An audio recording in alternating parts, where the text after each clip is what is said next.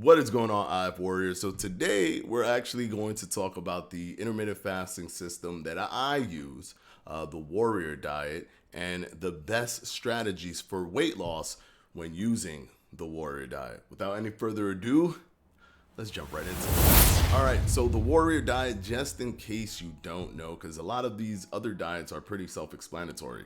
1 meal a day, you kind of know what it is. It tells you in the name.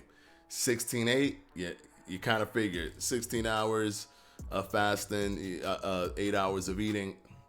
Alternate day fasting. You're fasting on alternate days. And 5-2, you eat for 5 days, fast for 2 days.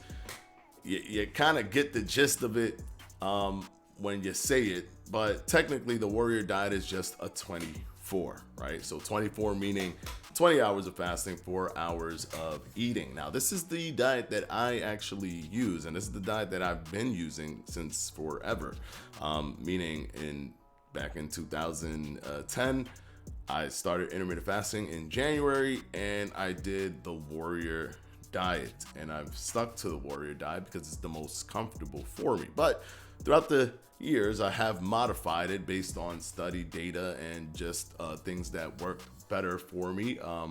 And this is kind of the things that I'm going to break down. There's a little bit of life experience there, but mainly a lot of these things come from just adding extra elements to make you more efficient when you're doing intermittent fasting. All right, so the first thing that I'm going to say when it comes to the Warrior Diet is you gotta have some flexibility. And by flexibility, I actually mean flexibility in the opposite direction to kind of make it a hybrid of sorts. This is where I pull the Warrior Diet in to call it the War Mad Diet. And the reason that it's called the War Mad is because you have an option of doing both the 1 meal a day and the Warrior without ever escaping from the Warrior Diet eating window. So what does that mean? For example, if you have 20 hours of fasting and 4 hours of eating, within that 4 hours, you can choose when you want to eat your one meal. But the 4-hour range is when you will eat that one meal. So for example, if you break your fast at 2 o'clock, right, you might want to eat at 4 o'clock, right? It's within that 4-hour range. Or you might want to eat at 3 o'clock. But the next day you could eat at 2 o'clock and you would have had a shorter fast, but it is still a 1 meal a day fast. And if you ever want to eat multiple meals, you can, because you will always be within a 20-hour fast minimum if you stay within that 4-hour range. So you will never fast less than 20 hours, but you can easily, of course, fast more than 20 hours. And you could always, it's flexible where you could decide one day you'll do 1 meal a day, the next you'll do the Warrior Diet, and none of them impede on the other. That is why I call it the War Mad, because it's connecting both the Warrior and the 1 meal a day diet. But it helps you a lot because this is one of those things that can help you break plateaus, help you kind of get extended fasts, little extended fasts here and there.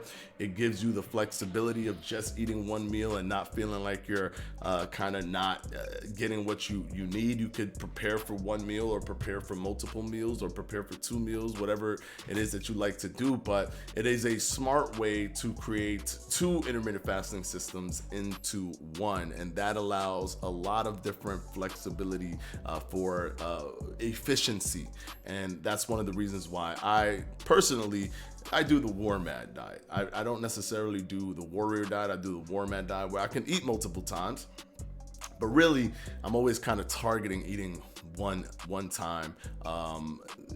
It just works better for me. But when I do it within my 4-hour window, I always have the peace of mind that I can do the Warrior Diet, eat multiple meals the next day if I so choose. The next strategy is to apply some resistance training. If you're gonna do something like the Warrior Diet where you have 4 hours of eating, it's going to be tough on your muscles. It's going to be very tough. And the truth is, your muscles, you still need you still need muscles to help you with your metabolic rate, because your metabolic rate is going to go down. Adaptive thermogenesis takes place when you lose weight because you weigh less. You're moving, just to move your body around, it's less energy. Just to do certain activities is less energy. Your body is excreting less energy, or using less energy, or burning less energy to do things, simply because you weigh less. So you're gonna have to do something like counteract weighing less by not increasing your fat, but increasing your muscle. And lean mass has been shown over and over again in scientific data to be a primary driver for your metabolic rate, which means you'll be combating adaptive thermogenesis as you're burning fat. You may be holding on to weight or gaining a little bit of weight, but you're doing that by building muscle, which is what you want to do. You don't want to necessarily lose weight. What you want to do is you want to lose fat. So you can keep doing that and then counteract adaptive thermogenesis as much as you can by increasing your lean mass, which means you got to be doing a lot of resistance training. Not a good amount, at least 4 days a week, and making sure that you're eating your protein as well, because that's very, very important. And that's a perfect segue to the third one. Eat a lot of protein. Now, increasing your protein helps just simply on the thermic effect of food, since 30% of the calories that come in from protein has to be used to simply consume and break down the protein that's going into your body. But here's another caveat. The more protein you eat, the better, because most protein calories can't even be stored as fat, or doesn't get stored as fat, because protein is such a useful tool.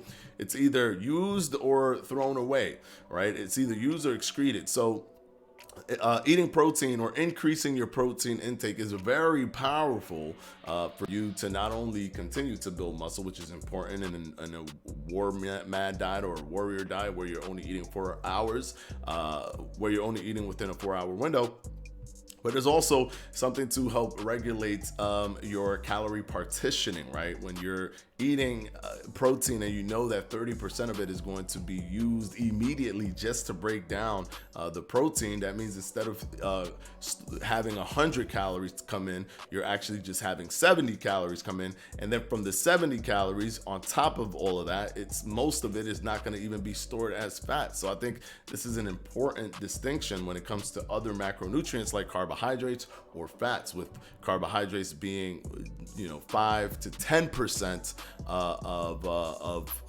or 10 to 15% of it being used to break down carbohydrates, and fats even less, with about 2 to 5% of the calories from fats being used to break it down.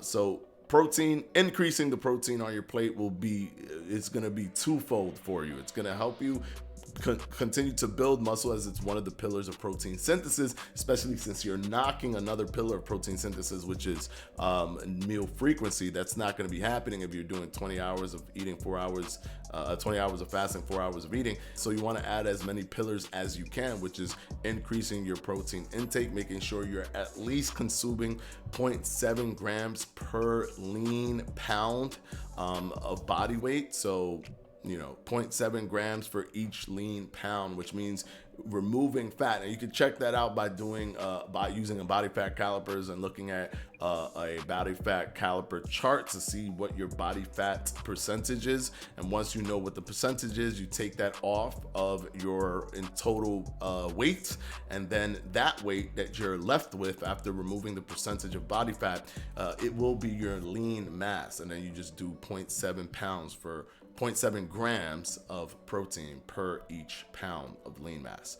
I hope that makes sense. And basically you just multiply that, and that's how much protein you should be taking in, so that you could be as optimal as possible with protein consumption.